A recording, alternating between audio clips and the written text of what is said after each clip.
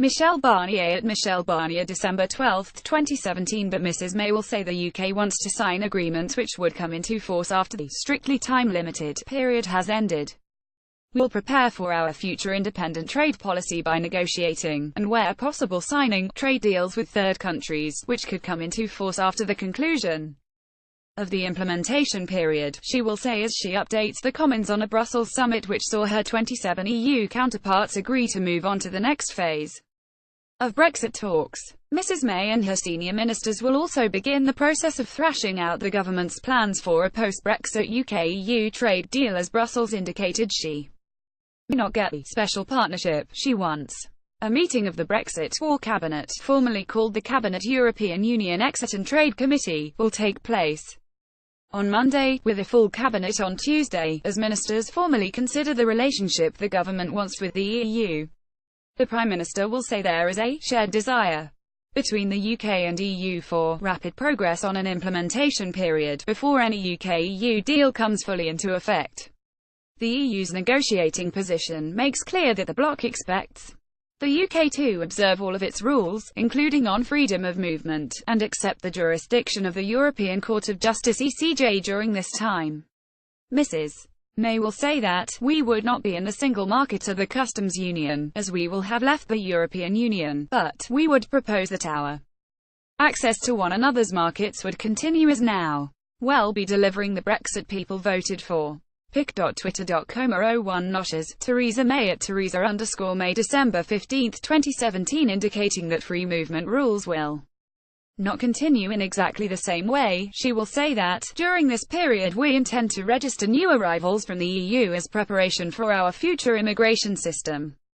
Prominent Eurosceptics on the Tory benches have already warned against accepting an implementation period which would leave the UK bound by EU laws without a say over how they are made. The Brexit Cabinet Committee meeting will potentially see a clash between ministers who favour the closest possible ties with the EU in future, requiring ongoing alignment with Brussels regulations, and those who seek a looser arrangement giving the UK more flexibility to strike favourable deals around the world.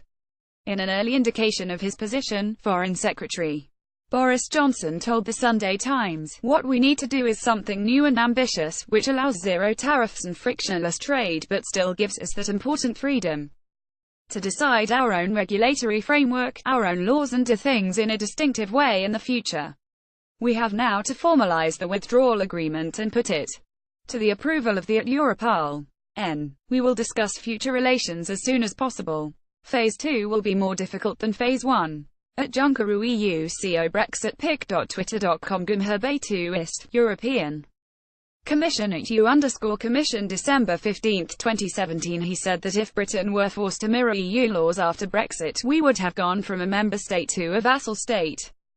Mrs May has rejected pre-existing models for a future UK-EU relationship, such as Norway-style membership of the European Economic Area (EEA) or a Canadian-style free trade deal on goods. Brexit Secretary David Davis described his vision of the deal as Canada plus, taking in not only trade but services and cooperation in other areas. But the EU's chief Brexit negotiator Michel Barnier told Prospect magazine, "They have to realise there won't be any cherry-picking. We won't mix up the various scenarios to create a specific one and accommodate their wishes, mixing, for instance, the advantages of the Norwegian model, member of the single market, with the simple requirements of the Canadian one. No way. They have to face the consequences of their own decision. The complexity of the Brexit process, and the potential for the UK's separation not to be fully realised until 2021. Could keep Mrs May in Downing Street because any leadership change could thwart the delicate negotiations," The Times suggested. One cabinet minister told the newspaper, "There is no clean and simple moment when she will can leave. I think the leadership contest will be pushed back and back." Meanwhile, The Guardian reported that Tory Brexit rebels have urged Mrs May to reach out to Labour MPs to form a consensus on a soft exit from the EU. One rebel reportedly said independent-minded Labour MPs would respond positively to a request to provide support to a government that is seen to be doing the right thing.